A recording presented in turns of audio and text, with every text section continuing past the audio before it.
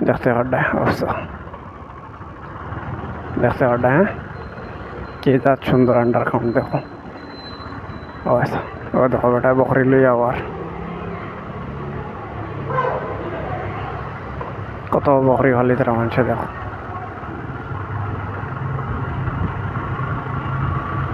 খুব মজা লাগে আর কি দেখি এইখান জায়গাটা গাঁও জায়গা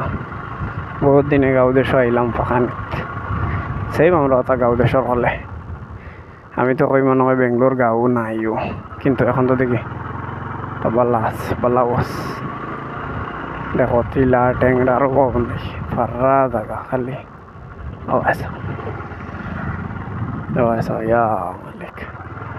পুরা জায়গা খালি তা গাঁও দেশ তো তা গাঁও এরিয়া জায়গা অবস্থা একটা লামসাম পাহাড় পর্বত এলাকায়